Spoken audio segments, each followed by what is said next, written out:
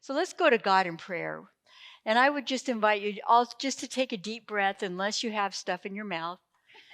And then be careful, but take a deep breath and center yourselves. Let yourself be in this space at this time. Take a deep kind of cleansing breath that allows you to let go just for the next couple of hours, to be together with people that love you, to be surrounded by curious and wonderful inquiry, and also to insert ourselves and immerse ourselves in the Word of God. We thank you, God, that you've called us to this place, that you provided the desire in the hearts of those for hospitality, for those that have served us so beautifully this morning. For those gathered around the tables, we know, God, that each person has a story. Some stories are in a place of peace and calm, and other stories are conflicted and struggling. But they're all our stories. So thank you for welcoming us to this place, oh God. And we give this day back to you. Enlighten our minds, oh God. Let your Holy Spirit breathe life into us so that we might receive this living word. And we pray these things in your name. Amen. So, 5 chapters. And we're going to do it a little bit differently today than we normally do it. Normally we'll read and then we'll talk and then we'll read and then we'll talk. And what I encouraged you to do was to read before we got here, because I would rather not spend all the time reading with 5 chapters. But if you didn't read it, don't worry. It's about the plagues. All right? So you're all caught up now. And so don't worry about it if you didn't read it. But if you did read it, I think things will start maybe to fall into place and maybe make a little bit more sense even than did before when you were reading it. So if we look at the plagues like they were a dramatic production in 10 scenes, with the nation of Egypt assembled in the theater, sitting and watching what was going on. And each scene, imagine a huge steel wrecking ball that swung from a great height and came, and each strike, each plague demolished a little bit more of Egyptian power, and and demolished a little bit more of the Egyptian narrative, which we'll get into. So the drama played to a packed house, and by that I mean that this story has been told and retold and retold and retold now for almost 4,000 years. And our Jewish neighbors still tell this story every Passover and still refer to this, as do we, their Christian brothers and sisters. So the story continues to unfold, and the story continues to have power and pact. When it was over, when all these plagues were over, there was nothing left but a pile of rubble and garbage and corpses. Dun, dun, dun, dun. You see how dramatic that is? This is the drama that we have in the Bible. This is what's so exciting about it.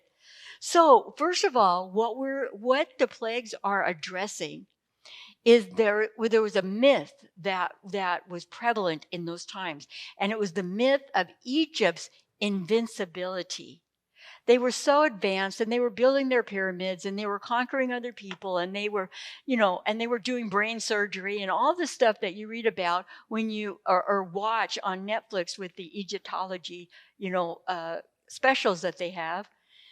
But they were also had this sense of invincibility. Have you ever heard of a civilization having that? They've come and they've gone, and we need to remember that. And it was about Pharaoh's sovereignty. So it was the Egyptian myth of invincibility and Pharaoh's sovereignty. And sovereignty means in charge of everything, of all the world. That is a solid foundation for it, when it's being raised, R-A-Z-E-D, when it's being brought to the bottom part.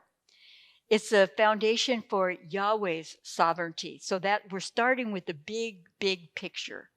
So at Moses' dramatic confrontation with the Pharaoh and the consequences for which they lead, from the initial petition for the release of the Hebrew people, and we know that the initial petition so that they might worship Yahweh in the wilderness, from that initial petition that's compromised and bargained and denied, to their ultimate escape from Egypt in chapter 14 and 15. The drama focuses on two strong-willed antagonists. Who are those two antagonists? On the one hand, we have, pardon me, Pharaoh. On the one hand, we have Pharaoh. On the other hand, we have Moses. Pharaoh and Moses seem to be our two antagonists, but they're actually not the ones that are the center of the drama. They're simply the embodiment of the struggle. But the real drama, to which all else is subordinate, is the conflict between the Pharaoh, who was seen as the people, and himself as the incarnation of Ra, which means he saw himself as God.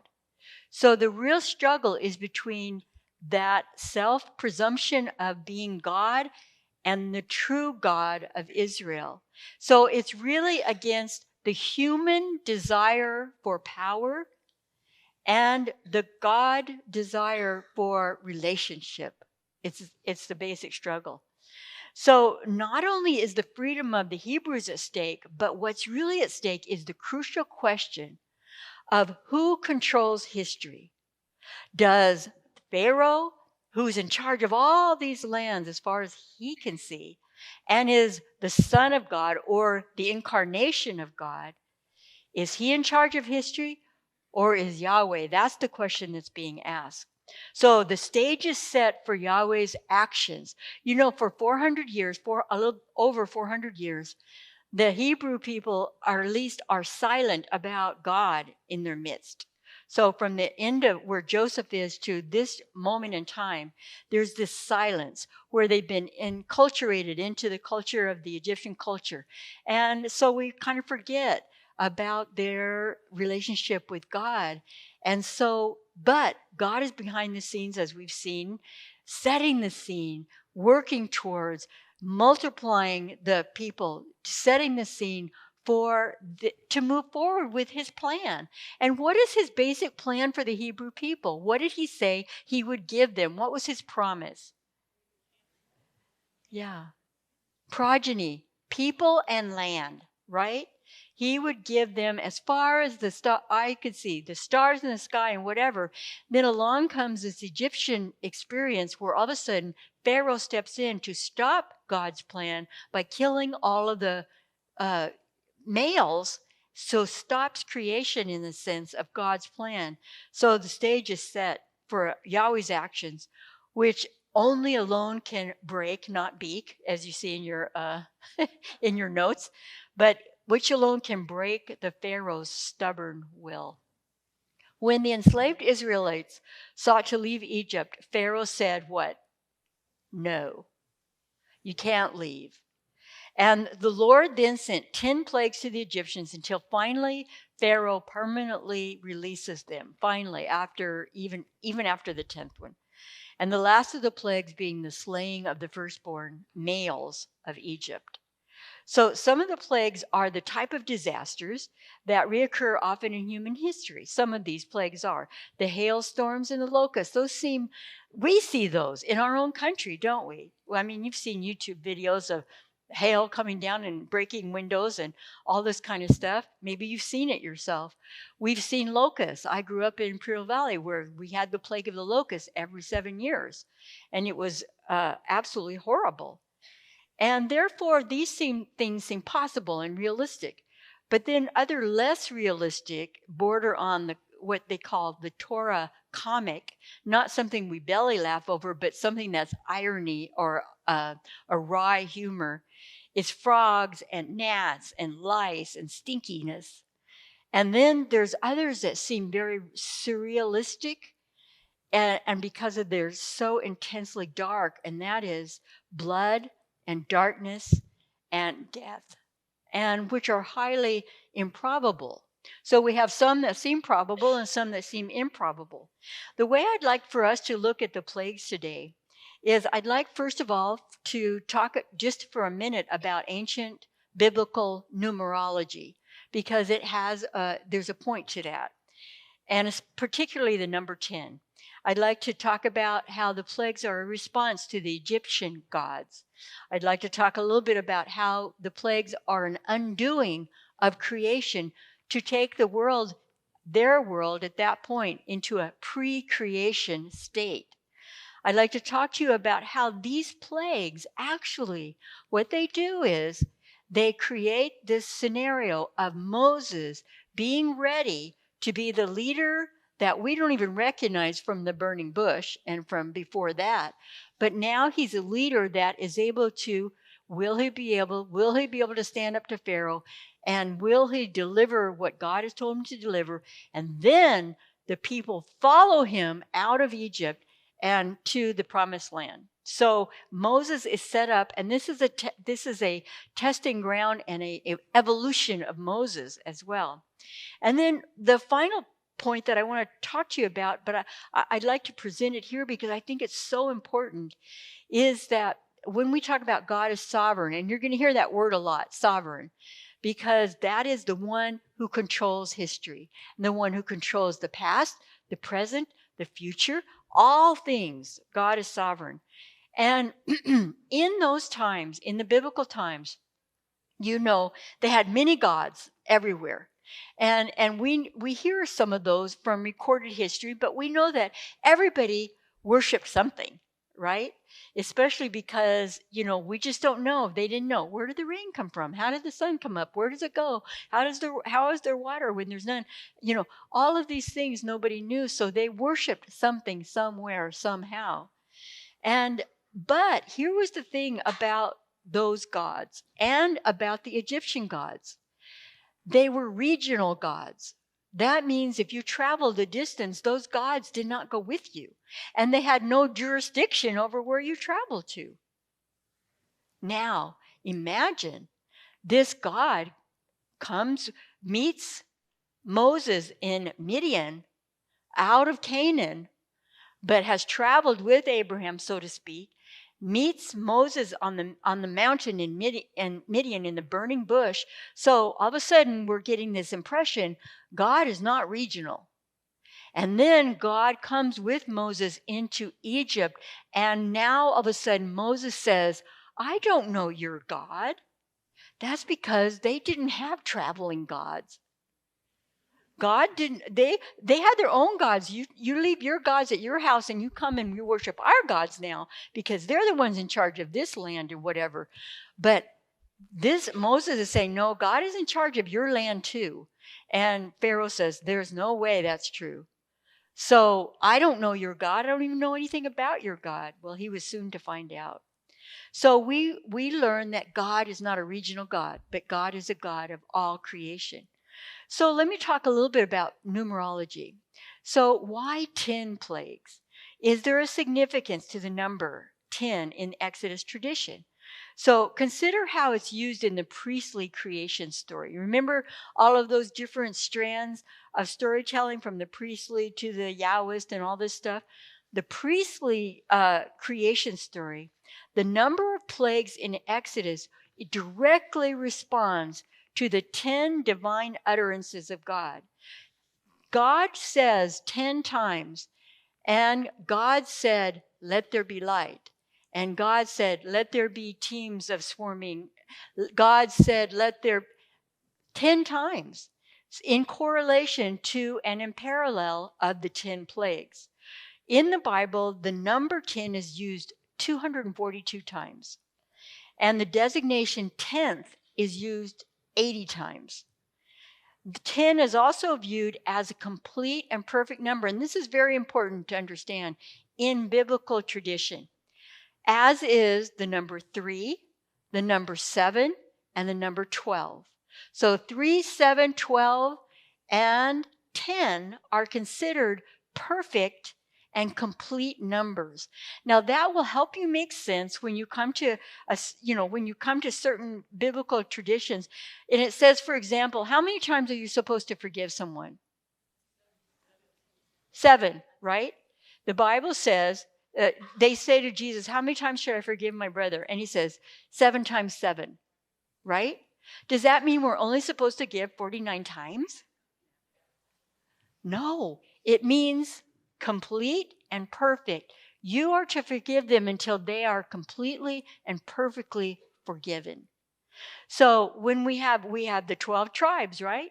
We have 12 disciples. We have all of these number 12 and the number 3 with the perfect Trinity, with the 3 days that Jesus is in the tomb, with the 3 days of darkness, and on it goes. What they're saying by their numerology is not a literal number. It's saying until it was completely and perfectly concluded. So that helps to make sense of that. How many commandments are there? 10. We know there's 622, but Moses only came down with 10, so there's 10.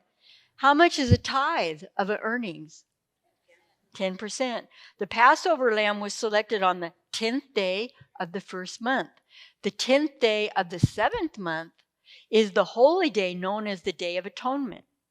And like I said, Genesis 1, the phrase God said is used 10 times. So there's that little piece. Now, the reason this is important to understand is because this creates an understanding for us of the allegorical and metaphorical nature of the plague story.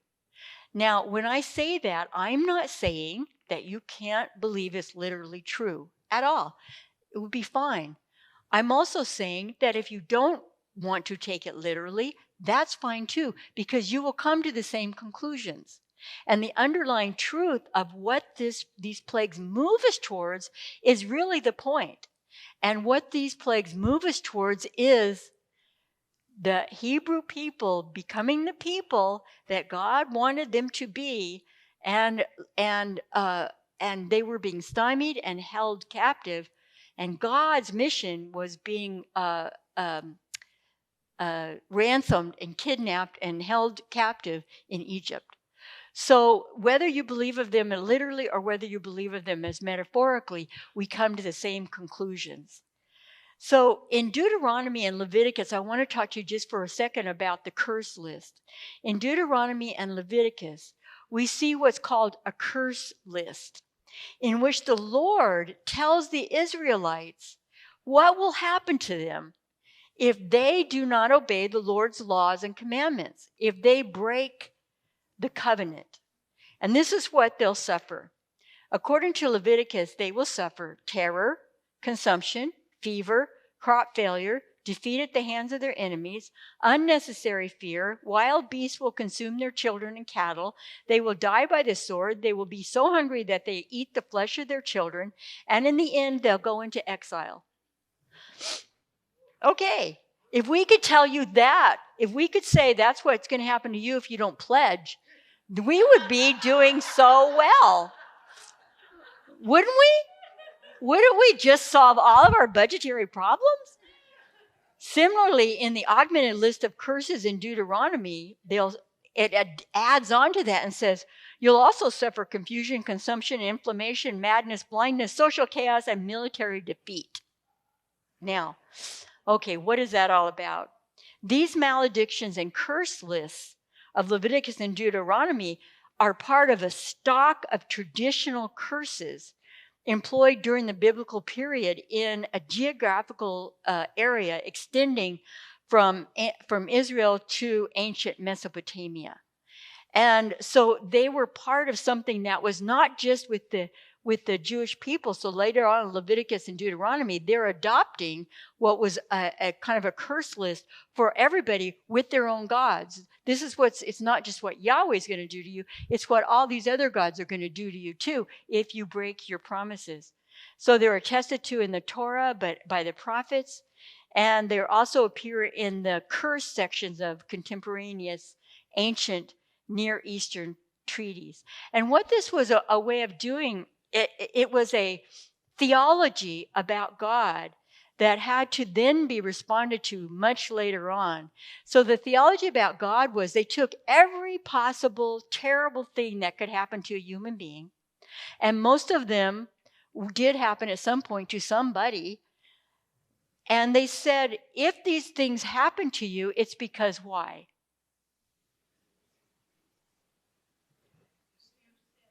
Yeah, because you did something wrong.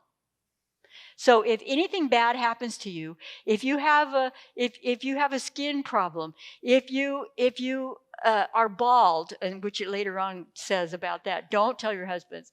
So if you have this, if you have that, if anything goes wrong, and if you get overcome by enemies and they're sent off, it says God is punishing you. That's the theology. So when we come up to the book of Job, Job has to answer that question because they have been worshiping God.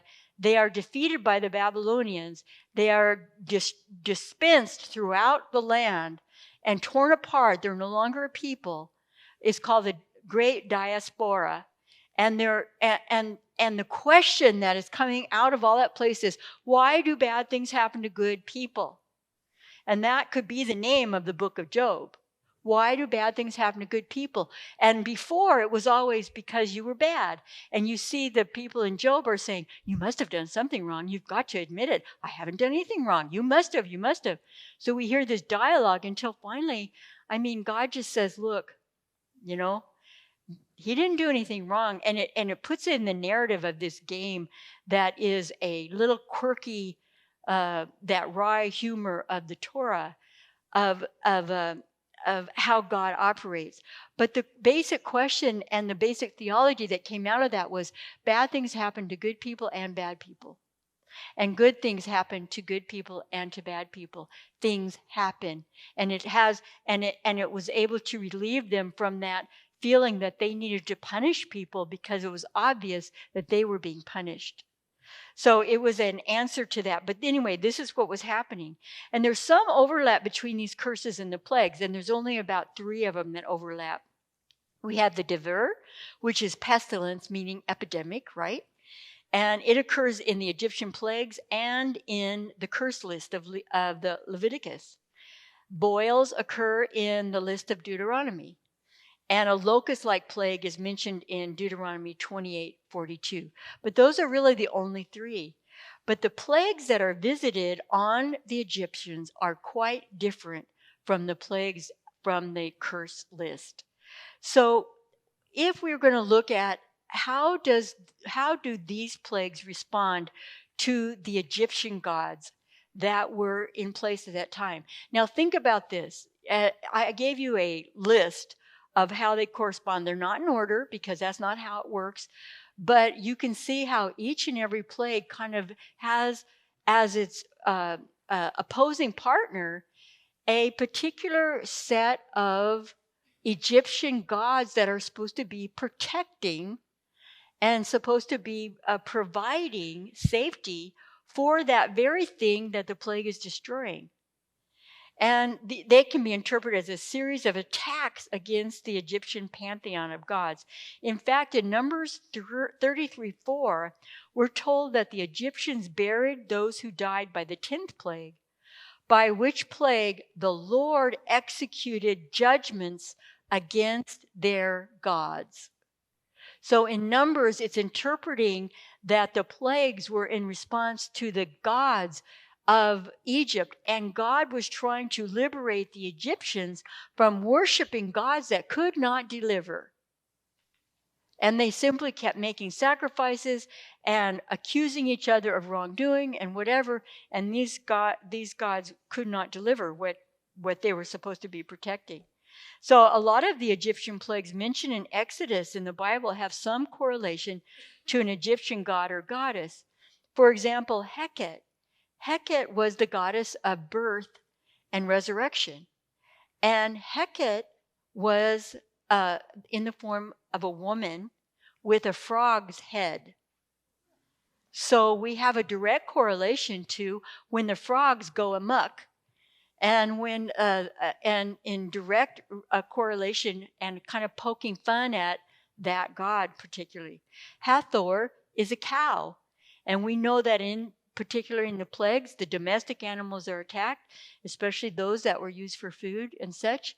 And Hathor was a protector of those domestic animals. So we, if we kind of look through it, we can see the Nile turned to blood. They had a guardian of the Nile. They had a spirit of the Nile, and then they had a Nile was the bloodstream of one of the gods. And the frogs, the gnats, and the flies these were gods. They had a god that was supposed to be the god of resurrection and the goddess that protected all of that.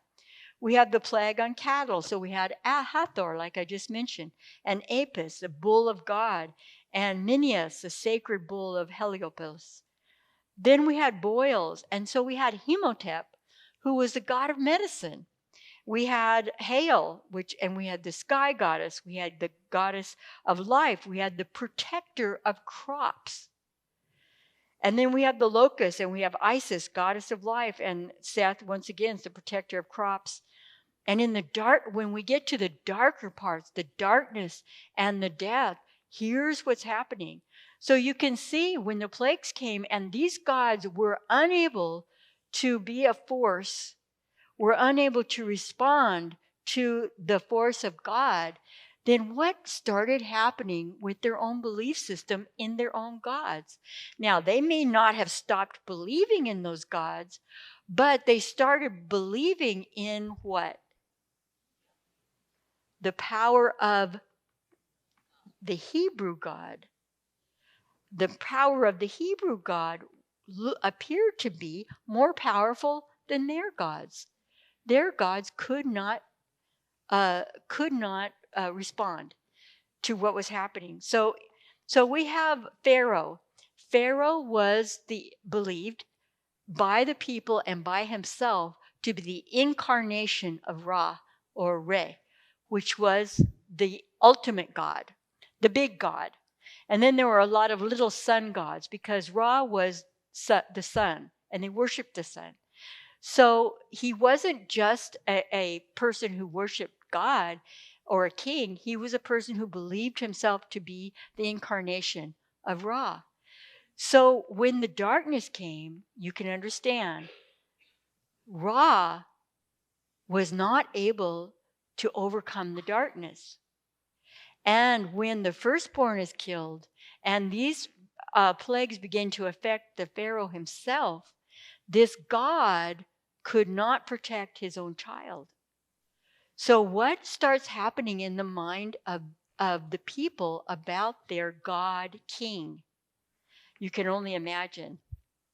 So what ignited the faith of the Israelites wasn't their physical redemption from Egypt, but it's the mighty act with which the Lord came to them in ways that they would understand because they understood. Remember, magic was their number one religion. That was the basis of their religion. That's what they believed in. And so they were able to come with this magic, so to speak, but their magicians could only simulate 2 or 3 of the plagues, and then they became victims of the plagues themselves. So what was there about the plagues that triggered Israel's response in faith? And the answer has to do with their invoking the image of God as creator of all things. So there's a biblical scholar by the name of Terence Freedom, and he sees creation as the fundamental backdrop of the plagues. I love this. I have studied this for years and years, and I continuously am just amazed, and it takes my breath away when I read about the creation and the plagues as being the story of decreation. It's so incredibly brilliant of a narrative for us to understand what God needed and had to do in order to move his agenda forward. It's the conflict between the Lord and Pharaoh comes from the fact that Pharaoh's sin is anti-creation. Now, we were talking about how God created, and he said, go forth and multiply and fill the earth, right? So what did Pharaoh do? Not this Pharaoh, but a Pharaoh way back when Moses was a baby. What did Pharaoh do for the children? Yes, he killed the newborn, all the male newborns, except for the ones that Shiphrah and Puah, the midwives, could save. But he had all of them killed. And he stopped their progeny. They could no longer, they were no longer going to grow up and have children of their own. He stopped that. And so that was an act of anti-creation. God said, go forth and multiply. He said he would kill all of them and stop the bloodlines. This is Pharaoh's attempt to curb Israel's growth. And it goes against God's creational purposes. And the Lord responds to judge Egypt by subverting creation to now get this, the creation that is, to a pre-creation state. That's what it ends up being at the end of the plagues. It's pre-creation. And what do we have in pre-creation? We'll talk about that in just a moment. It's possible because as the creator, only the creator can undo the creation. And it's the sin it's the evil intent of humanity to stop the progress of God that leads to this decreation. As a comedian years ago, I can remember, it just came to me when I was reading this, where he talks about where he has his 13-year-old son standing in front of him, and this 13-year-old is being, 13 years old, he's being kind of a smart aleck and telling the dad what he can do and what he can't do and all this stuff. And the comedian said, and I told him, I brought you into the world and I can take you out. Okay, that's how I feel about this. I feel like God is saying, I created this and I can uncreate this. And only God can actually say that. So we have this undoing of creation. And so as we walk through the plagues, I would like to introduce you to that undoing. And then we'll also kind of touch on some of the questions that you might have about certain things like the hardening of Pharaoh's heart and the plundering of Egypt. That might have been a question for you as you were looking through it. So we start with plague 1, and we start with blood. So to initiate the plague of blood, we're told that Aaron is supposed to take the staff and hold it over all of Egypt's bodies of water or gatherings of water. And it's important to understand that in these plagues, when they talk about an action that's taken, this is very important. They use the exact Hebrew word that's used in Genesis to talk about creation. And that's really something because, for us, there's a whole lot of words that can mean one thing, right? I mean, a whole bunch of words we could use. I can't think of one right now, but there's a bunch of them.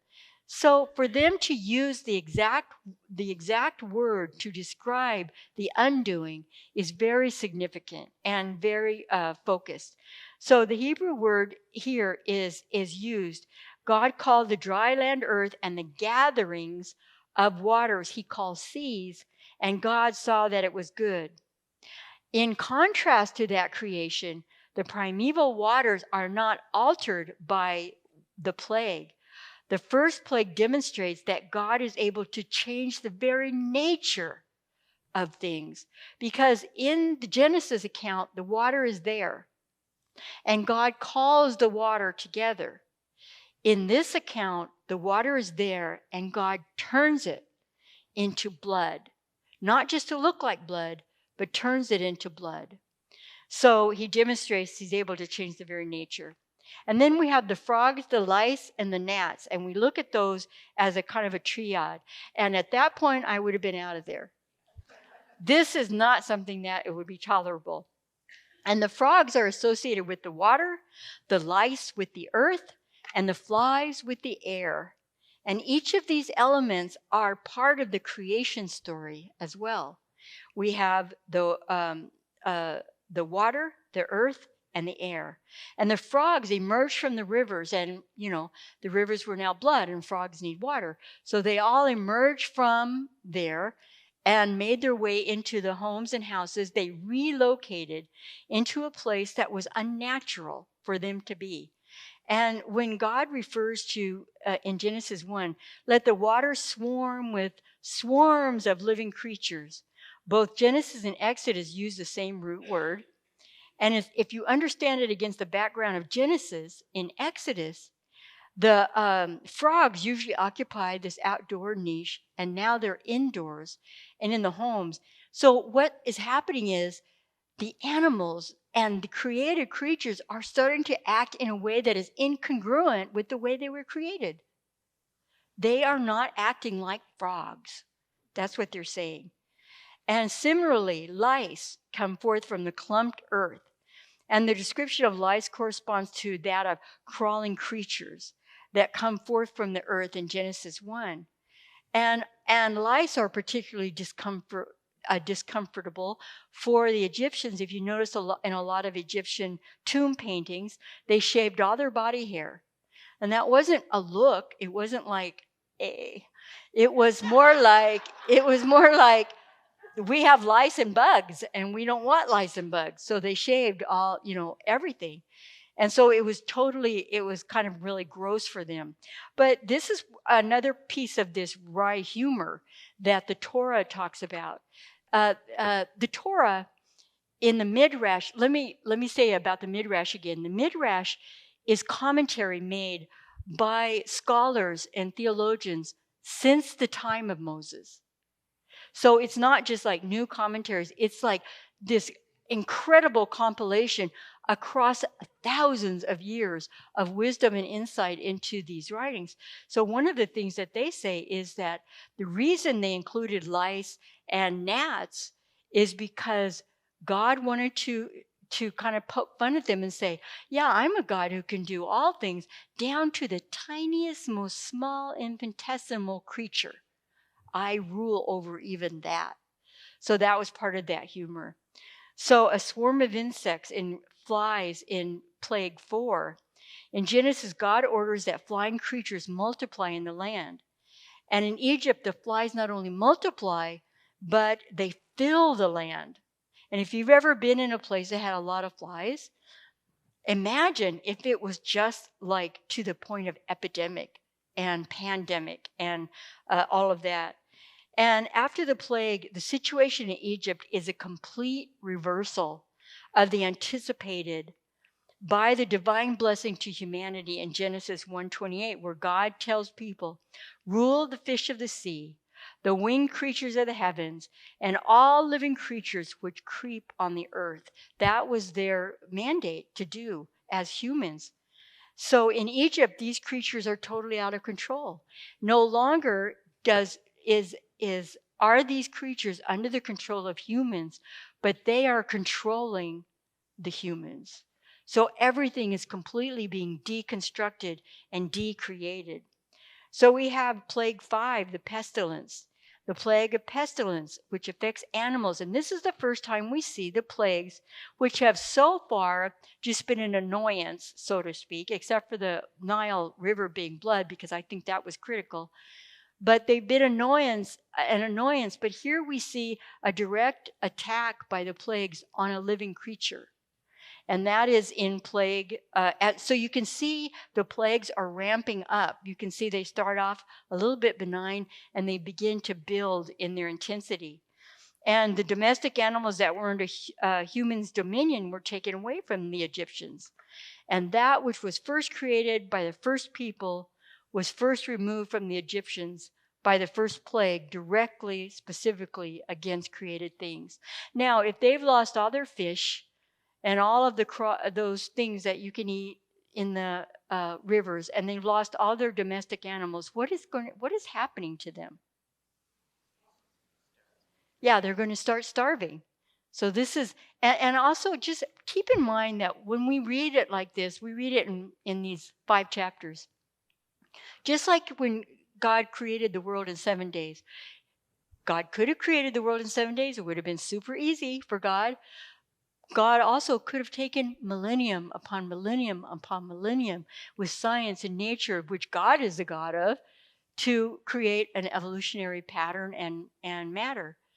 So these plagues may not have happened like day 1, day 2, day 3, day 4, but had a while to really have their impact if they happen if they happen literally at all, or they happen in a very different way.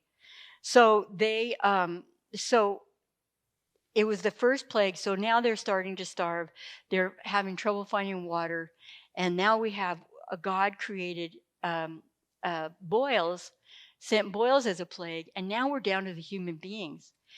God created human beings and pronounced them good. But any kind of affliction, any kind of lesion, as I said before, was considered unclean and not good. So by sending the boils and what was to come, God is deconstructing what is good. This sign affects human beings much more personally and painfully than any other signs.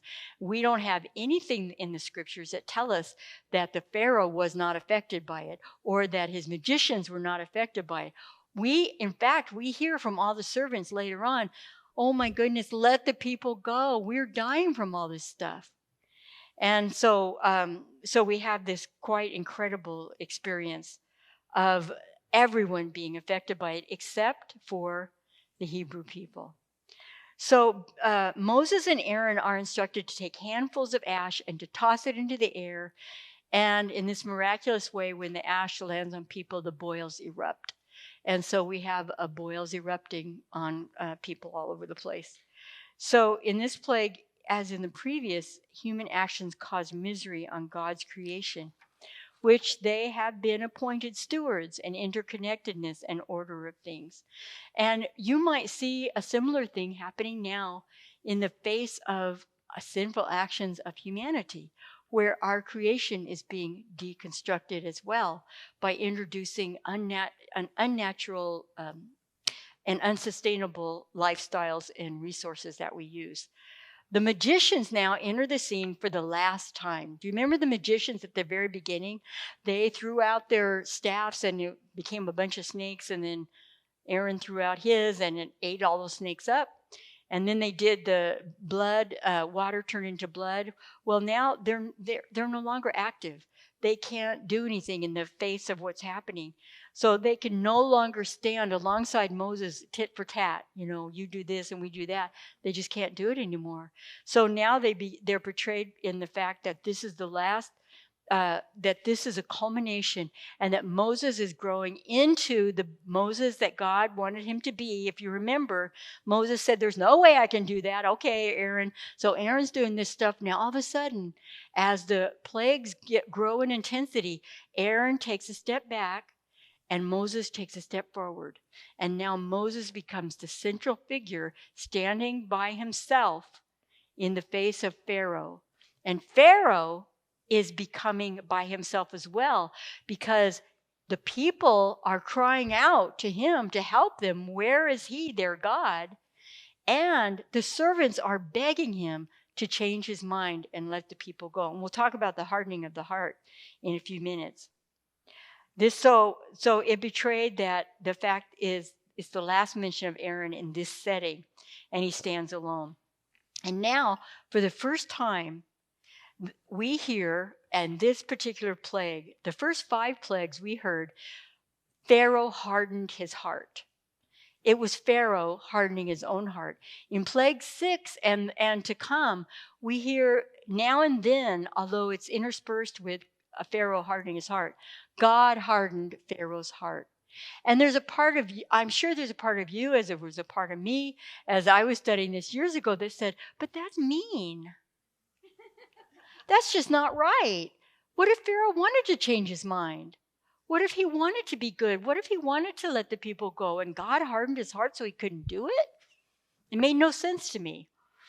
There's so many theories out there of what this really means, of what this is about. And there's a theory that God needed to demonstrate once and for all that he was God. So when Pharaoh was weakening, God helped him along because he had a predisposition for it. There's another theory. Anyway, there's a million theories, but the theory that always made sense to me, that I have continued to work with over the years, is that the Deuteronomists, who were the people, 1,000 years later, looking back into these stories, who are then interpreting the stories and writing them together. Quite often, when they looked back into a battle, for example, and they see that the Hebrews or the tribes lost a battle, they would write into that, so God was not with them. So they're looking back into history and identifying a God present or a God not present by what happened, rather than in the moment. Do you see what I'm saying? And so in this sense, what a lot of the Midrash believes is that the Deuteronomists were looking back and saying, we don't understand how anyone possibly could not bend and let the people go unless God intervened and had something to do with it. So that is one of the Midrash kind of understandings of why it says God hardened his heart. Another theory is that what it meant was that the actions of God made his heart hard, because he was deliberately saying, I am God, you're not God. So when God proved to be God's self, he says, no, I am God, you're not God. I know that's not a terribly satisfying answer or response to that, but it's what over the years people have come to say, because it's a little bit mysterious. We don't quite understand it, because we're kind of a people who want things to be fair, right? And we also believe terribly in our free will, and we believe very much that God wants free will for us. So this sometimes doesn't make sense to us. So what we see now is the seventh plague of thunder and hail. And thunder and hail is the one that goes the longest, and because it has the longest narrative. And it's because it's a new level of intensity for the struggle with Pharaoh. And much of the length is due to extraordinary detail that's told regarding the natural phenomena and their effects on Egypt. And the occurrence of a weather-related phenomenon. All of a sudden, now we're starting to see the land itself is being destroyed bit by bit. The animals are gone. The water is gone. There's lightning and hail and locusts, and all of these things are visiting. And now the vegetation is being eaten away. What is going to happen? And the people are crying out and saying to Pharaoh, let them go. Let the people go. And he still says, okay, you men can go, but you can't go. No, that's not going to work. And so Moses says, there's one way that we're leaving here, and we're all leaving together. And so Pharaoh doesn't go for that. So the eighth plague then comes into being. And the eighth plague, again, the visiting locust, describes this way of kind of now it's just poking at Pharaoh and saying, we're going to take everything. You're going to lose everything if you don't let these people go. It's obvious that you're in a losing situation here. By plague 9, there's no turning back. It's a done deal, because Pharaoh's heart has hardened to the point that he can no longer see even or hear the suffering of his people, if he ever did. So there's a concession theme that's introduced before these continuing plagues, and those concession are like, okay, your men can go, okay, your men and women can go, but your livestock have to stay. And Moses comes back, and they had this incredible exchange, and the locusts totally just decimate any leftover vegetation. And this totally reverses this Genesis 1:12, where it says, the land brought forth vegetation, seed bearing fruit with seed in it, and it was abundant. So all of a sudden, by contrast, in Exodus, we're told that nothing green was left. Of tree or grass of the field in all the land of Egypt, nothing is left. We go back to the beginning, where the only thing that's left is rubble and garbage and soon to be bodies. So we have the ninth plague, and the 10th plague is not something that we'll talk too much about today, because that's for next week. But the ninth plague isn't an ordinary darkness. No, It's a darkness that you can eat. It's so thick. It's a darkness where you're disoriented, where you can't see your hand in front of your face, where you feel an oppression. And also, it's very important to understand that this language of darkness is used later on in Joel, in Zephaniah, in Isaiah, as a allegory or a metaphor for God's judgment. So this actual act of the darkness coming over the earth is God's judgment. And it's also extremely important because who was the main god for the Egyptians? And who was Pharaoh? The god of was the sun, right? He was Ra, the sun god. So a darkness that comes and takes away the entire identity of the God that they worshiped. So the Pharaoh, there's this loss and sense of who he is, what he has control over, and who was in control of history at that time. And it's an ominous sign for Pharaoh. And so we have the darkness of chaos is a pre-creation state of affairs. And if you look at pre-creation, what was there before things were created? Nothing. Nothing. And God has taken one by one, by one, by one, in 10 ways of it is good, is it away. And so they are in a state of pre-creation. And so Pharaoh once more hardens his heart when Moses comes and says, this is your last, this is it. And Pharaoh then gets angry with Moses and he says, get out of my sight. I don't want to ever see you again. And guess what Moses says? You won't. That was Moses' last kind of words to Pharaoh. You're not going to see me again. So there'll be no more opportunities for Pharaoh to let Israel go, except on the far side of this great disaster. And Pharaoh stands completely alone with his servants begging him to let the Hebrews go, and his people providing for their departure. And the warning is complete and inevitable. As we close this out, I just want to say one last word, it'll be very quick, about the way the Egyptians gave all their jewelry and their gold and all of that stuff to the Hebrew people. Now, you could look at it that in a couple of different ways. One, you could say they were good neighbors. They wanted, they wanted their neighbors who they had grown up and lived with to be able to leave with something. You could also see they wanted them to go. Okay, here's my crown jewels. Take it and go.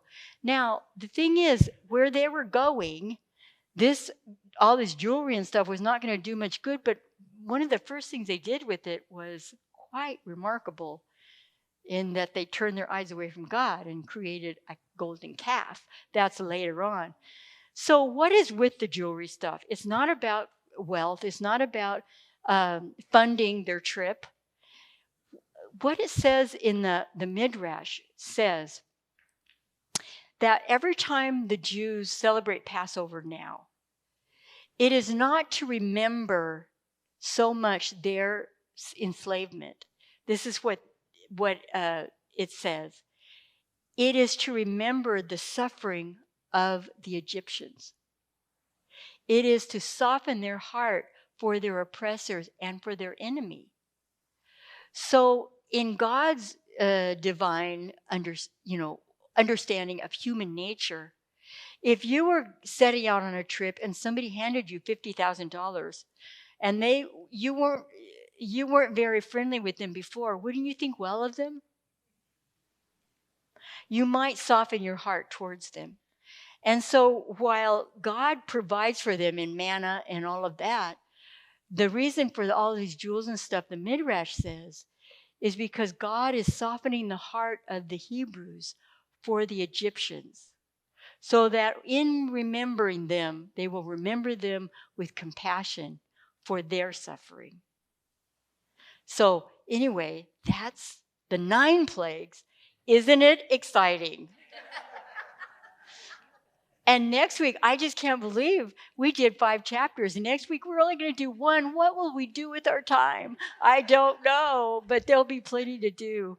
But anyway, thank you for the extra few minutes. And God bless each and every one of you. And I pray that if you are being held captive in your own Egypt, in your own mind, that you'll know that God is the God of history. God is the God of yesterday, today, and tomorrow. Your God that you can rely on. Amen.